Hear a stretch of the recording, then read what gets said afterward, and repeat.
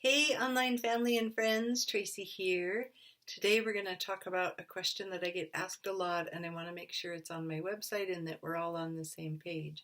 So the big question is, how long does it take to heal? What should I expect, right? I get asked this a lot, and I think it's really important to acknowledge that this is not a quick fix. I just sent out a survey to all my newsletter peeps maybe a month ago now, and the results came back in, and most of you got it right. I had a lot of people saying 1 to 2 years. Somebody even said 10 years. So let's break that down. Let's really talk about what is realistic when you're doing the right steps in the right order of the steps. So let's talk about these two things. One is, how toxic are you? Some of us were born with heavy metal issues or pathogen issues or both.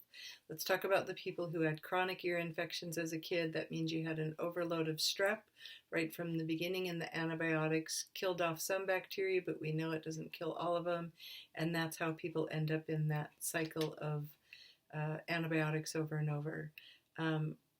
We also can be born with toxins. I now understand that I was born with a high load of heavy metals. I was born with a bilateral hip disease.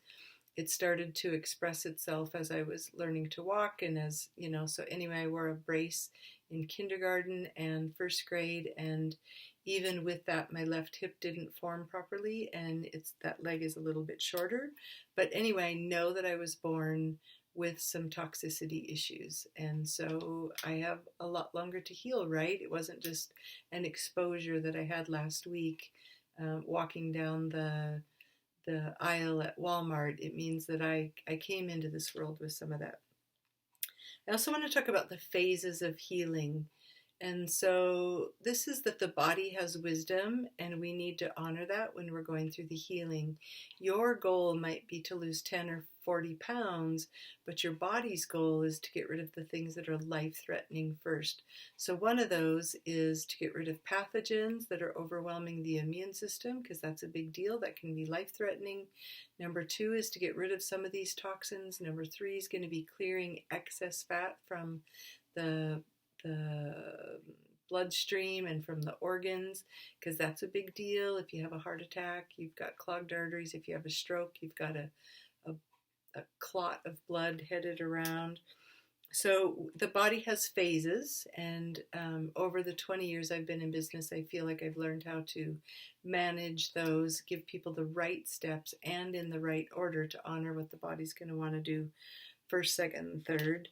Age has a little bit to do with how long is it going to take to heal. This is not a hard and fast rule, but for the most part, people in their 20s and 30s are healing quicker than people in their 50s and 60s. It's because if you grew up in your house on 7th Street, and you never moved, your parents died, they left you stuff, and then you kept accumulating all your stuff, you have a lot more stuff there to deal with, right? Same with your body, because we haven't cleaned house. But somebody who's been drinking a lot of filtered water, eating a lot of fruits and vegetables, doing things to support detox pathways, eating a nourishing, nutrient-dense diet to support the body's ability to heal itself is going to heal faster than the person who's got an accumulation of garbage for all those years. So age matters a little in what you've done during that aging process. So the answer to how long does it take to heal, in my experience, is that it's somewhere between a year to 2.5 years on average. It depends on how strong somebody's constitution is and how quickly we can move down the road. Some people, you just get them to start drinking more water and they fall into a headache, their joints ache, like their skin breaks out. That would be a great example. Other people, I can say, I want you to start doing these 5 things this month, and I'll talk to you next month. So it's a really different answer, but I really feel like it's at least a year, and it's at least up to 2.5 years to really get to the place where your fire is strong. Even if something, life throws you a wet log, you've got a really strong fire, you're feeling bulletproof, feeling like Wonder Woman, I feel like that takes a couple years if we're going to be really honest about all of this. The work I do is not about instant gratification. Yes, you may experience some improvements in fatigue, some bloating, inflammation right away. First week, first month, first 6 weeks. But those are all still long-term problems, and we have to get the body's pH more alkaline. We have to strengthen digestion. There's very specific things that we have to do in order to really get that fire strong and get back to that bulletproof status. This is really no different than trying to lose 10 pounds or trying to lose 100 pounds. And while I say that, I know that losing the last 10 pounds isn't even always easy. A lot of times weight comes off very quickly, and again in 6 weeks you might be like, wow, I feel great, but is your fire really strong? Are you really headed for that bulletproof status? So all that said, I want to leave you with some call to actions today, some action steps. So grab something to write with. First on the list is a water filter, and I am not talking about a Brita, and I am not talking about the fridge on your filter. I am talking about a high quality charcoal based filter. It could be a Zero, which is like a Brita, but it has a much bigger filter and it's charcoal based.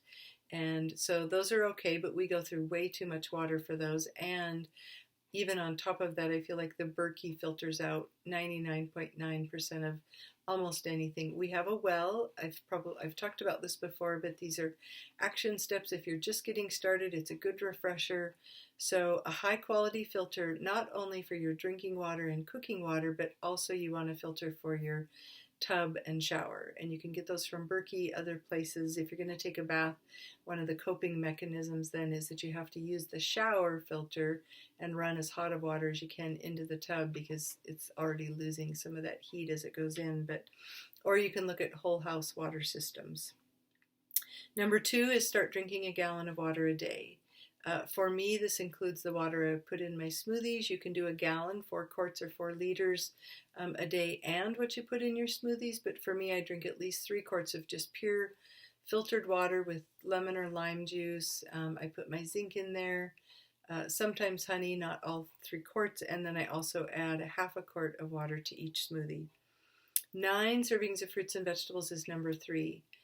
This is at least 3 servings of fruit, 3 servings of leafy greens, 3 servings of vegetables. This is easy if you really start switching up your diet. This is just a starting place, not the end goal.